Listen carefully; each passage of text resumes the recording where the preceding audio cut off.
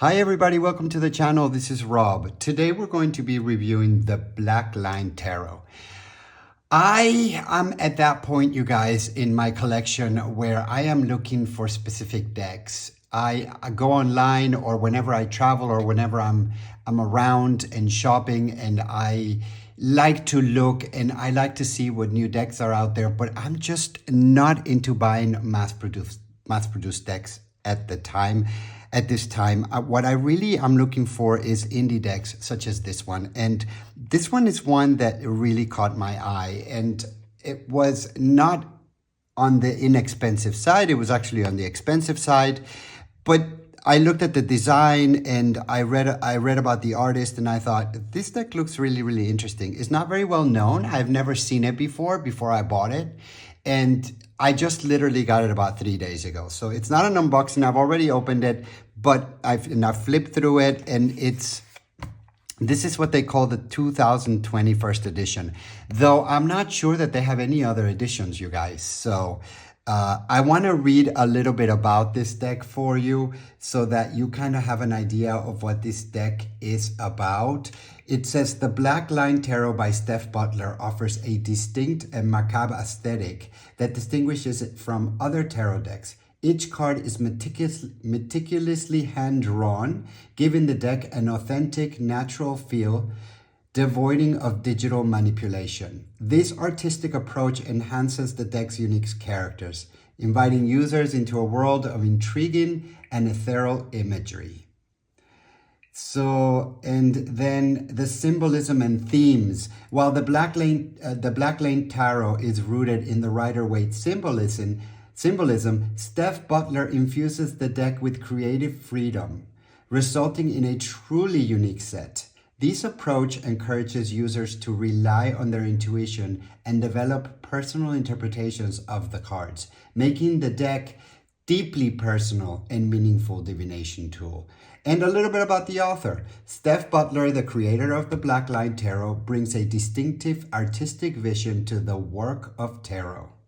Known for her commitment to hand-drawn and natural-looking artwork, Butler's style adds a unique dimension to the traditional tarot imagery. Her approach to tarot design not only showcases her artistic talent, but also her dedication to creating a deeply intuitive and personal tarot experience. So there you have a little bit about it. And if I'm not mistaken, the creator is based in England. Let's get into it, you guys. Let me show you this deck. The box is really, really sweet. The cards are smaller than usual decks. And so this is a hard box, very sturdy, you guys. And it breaks into two pieces, as you can see. And so front of the box, back of the box, it comes with this card here. It says Agni Prasada Burning. So, and here are the cards. It doesn't come with a booklet, you guys. So that means here's the other side of the box. So that means that this is going to be a shorter review because we have no book. And so let me just move away a little bit so we can work a little bit better. Of course, we're going to do a flip through of the entire deck, but as you can see, this deck is not gilded, so there's no gild on it. It is basically white. This is what the back of the card looks like. They are reversible, so that's great for those of you that read in reverse. And this is what the front of the card looks like. There's no colors, they're black and white. And one of the things that I really like about this deck is that it looks like a hand drawing, and I think it is a hand drawing, just like we were just reading on the description of the deck.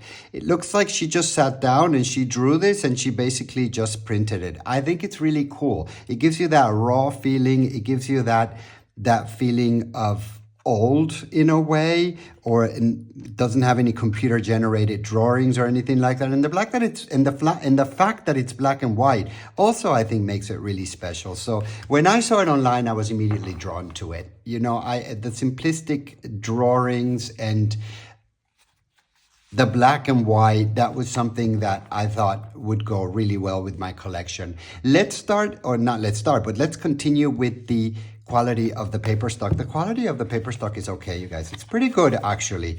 It has that, it's a sturdy one, actually. It's not too thin, it's not too thick. I think it's just the right thickness. And it's not a shining paper. It's actually somewhere in between. It's not shining, it's not matte, it's like somewhere in between. And the feeling of it is regular feeling. It doesn't really have any rose petal or velvety feeling to it. It's just a normal sort of paper feeling. And when it comes to shuffling, you guys, it shuffles really well. So as you can see, it's kind of on the thicker side, which is not a problem for me. I like very much. And it shuffles really well. So if you shuffle like this, which is how I shuffle, you will not have any problems shuffling this deck. And so it is convenient. The size is pretty good. I wouldn't say that this is the same size as a normal card. Here we have a normal card. Yeah, this one is like, it's the same height, but it's just a little bit fatter. So, but pretty much the same. The corners are rounded, which is really nice. And once again, shuffling works really, really well. If we are going to do a fan situation, I have a feeling this is also going to work really well. Yeah, look at this. So you guys, paper and manageability is really good on this deck. You shouldn't have a problem shuffling. You shouldn't have a problem doing fan situation. The paper feels really good. I think this is that type of a deck that is going to last a little bit. And if you're looking for an indie deck that's sort of different, I think that this is one that you may want to think about. Then it's not easy to find. And as I said earlier, I found it through a website in Europe. So it was shipped to me from Holland, actually. So I had to wait a little bit. And of course, I had to pay extra for the shipping. But, you know, at the end of the day, I did get what I was looking for. So let's flip some of the cards, you guys. And if you guys want to find out where you can buy this deck, just write in the comments and I will let you know where I found it. Or you can just look online. It's up to you. Six of Wands. You know, they say that this deck is macabre and that it's supposed to be, you know, that it's supposed to really get into the darker side, but this doesn't look so scary to me or macabre, to be honest with you. This looks actually kind of sweet, if that makes any sense. I mean, this is the Six of Wands, and I don't think that this looks scary or macabre, or that what I really want to say with that is that it doesn't really go into my darker side. It never gave me that feeling. And the way that they describe the deck is that, you know, it's supposed to get into that side. It's supposed to really shine to your darker side. It didn't do that for me, you guys. But however, I was able to really relate to the drawings. I was really able to, I like it. I think it's really sweet. I think it's really nice. Is this a deck that I would use to do, per se, shadow work? I don't think so. I mean, and they say that one can do that with this deck, but for me, it hasn't worked that way. This deck doesn't speak to the darker side of me. It really doesn't. I can tell you a dozen other decks that would do that. Nevertheless, you guys, I really like this deck. I'm pleased with it, and it was not on the inexpensive side. I don't know if I mentioned that or not, but I think I did mention it. This is not an expensive deck, and so it is an indie deck, and it's going to cost you as such. But let's look into other cards and see what we find. The Seven of Pentacles. I think it's really sweet. You know, I think it's self-explanatory. I think it also, it's a Rider Waite inspired, of course, and it runs through that line. But I think it's sweet. I like the simplicity of the drawings. It also speaks to me very directly. It tells me exactly what the Seven of Pentacles means. And I appreciate that. I like that it's very direct. I like that. I think I haven't done a reading with this one yet, but if I was to do a reading with this, the Five of Wands, I think that whoever I would be doing the reading for, I think that they would also feel that this deck was comforting in a way. I even say the word comforting. I don't know if they meant it to be comforting, but it is kind of comforting to me. That the fact that it's so simple and the fact that it's so direct makes it at the same time comforting. And it is not complicated. What you see is what you get, and you get your answer right away, you guys. There's really not a lot to look at. That's another thing with this deck. You can't sit there and look at this card for a long time, because I think after a minute of looking at it, or a minute and a half, I think you'll be done with it. So, and I like that. Sometimes I just want that. Sometimes I just want simple. Sometimes I want the deck to tell me exactly what I need to know. And I don't really want to think too much, I have to say. And this deck does that for me. I don't have to think too much. I see it. It's the Eight of Pentacles. I know what's in front of me. I like the twist with the spider here. I think it's really cool. And working.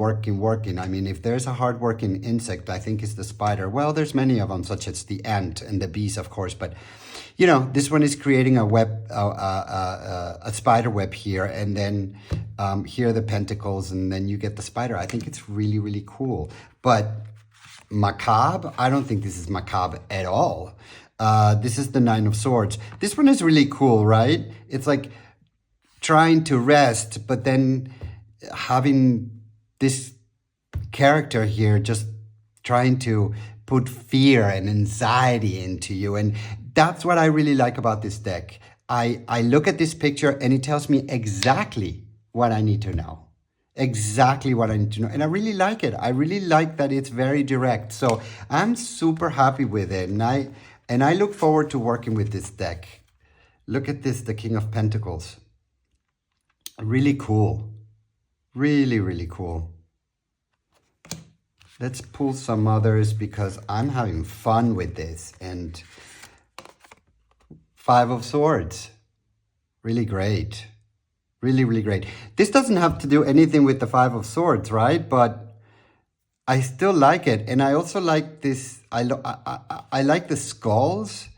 I'm always drawn to skulls. So the fact that this deck has skulls is really cool. And the fact that there's butterflies on the skulls also is something that attracts me. It reminds me of Mexican artesanía, which they have the skulls in Mexico, and they also do them with butterflies. So I wonder if the creator was inspired by Mexican folklore as well, because this looks like she might have been inspired by Mexican folklore. What do we have here? Six of Pentacles. So you don't have a character there giving the other ones money or sharing with the other ones, but it tells you exactly what this card is all about. And so it gives you the coins here, the scale, and the hand. I mean, it tells me exactly what I need to know, and it gives it to me right away. It's so funny that I pulled this card. You guys, there's a blank card in there, and this is the one, and I just pulled it out. This is the only different card on the entire deck. I'm not sure what the blank card means. I haven't found an answer to this, what she intended for this card to be. There's no meaning, there's no booklet. So what I think this card, what I'm going to do for this particular deck is I'm going to use this card as I see fit. So I'm going to define what this card means. So, and I haven't really decided what I'm going to do or how I'm going to define this card, but I will do that. So let's pull a couple more. Look at strength, right? You don't get a character taming a lion, but there she is, and there's with that head lion on top of her. You know, it looks like she killed it, because this lets me know that the lion is dead, right? And so it looks like to me like she killed it and she put the head on top of her head. I love it. I think it's really, really wonderful. Let's pick Two of Pentacles. Right? And I don't really need to look at it for too long. I really don't. Six of Cups. really wonderful images and so simple, you guys. And she just basically, it's like she took her pen and she drew them and then she sent it to print. I really, really, really like it. I love the simplicity of it. I love that it's only black and white. I really like the size of the cards. I like the paper stock. I like the back too with the two feathers. And so you guys, this is a really cute deck. I'm so happy that I got it. What do we have here? The Eight of Wands. Yeah, just rushing towards you. But the moon is there. So, and that's interesting. Queen of Wands. There's no cats. You don't see her sitting there on her throne. She's just there with sunflowers on her head. And this looks sort of like a moon image on top of her head. And one more for the road, the Hierophant. That's what it is. Look, he has the keys. The columns have been broken. And it's being represented by a crow. So, go figure. Go figure. There's no booklet. So we don't really know what the creator intended for that card to mean. There is no booklet. And there's, I guess you can go online and find out. I've yet to do that, but no, I don't think so. So, you guys, this is the Blackline Tarot. I'm very happy that this is in my collection. I really look forward to using this deck and working with this deck. I think I'm going to enjoy it. I think I'm going to enjoy the simplicity of this deck. And I think I'm going to enjoy just getting my answers exactly how they need to be. It's not a very chatty deck. It just tells me exactly what I need to know. And actually, it tells me less than if I was to pull out a regular Rider-Waite deck, because on the Rider-Waite deck there's so many details and there's so many things that we can look at, but this deck there really isn't. This is the Six of Wands. What is it that you really want to look at in here? I mean, there's something here, but I don't know. There's some rope here, but there's really not much you can really look at. It's just going to give you your answer right away. This is the Six of Wands, and so that's it. The Three of Wands, you guys. Really cool. There is no character there. It looks like the character is dead already, maybe. There's some things hanging from the stick here. And then there's the boats, right? And so just looking onto the horizon, sending those boats out and doing the work that is necessary to achieve the things that you want to achieve in your life. And that's what that one is about. The Three of Cups, you guys. It looks like witches. Definitely looks like witches. They're celebrating something. But this here, there's not a regular cup. I'm not sure what this is, but definitely looks like witches to me. So you guys, I'm going to set this guys here. We're going to do a flip through. And as I always say, sit back and enjoy the ride.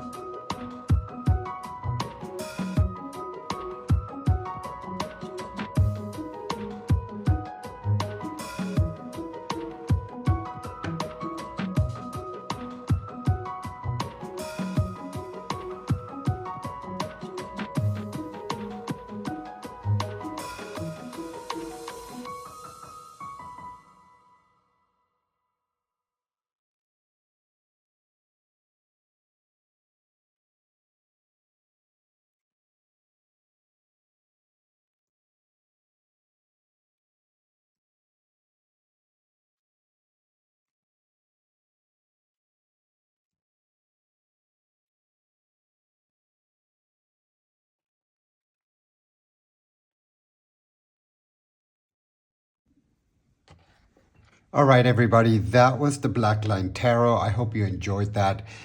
Don't forget to subscribe to the channel. Give me your comments if you have any. I love to hear back from you. And as I always say, thank you for watching, and until the next time.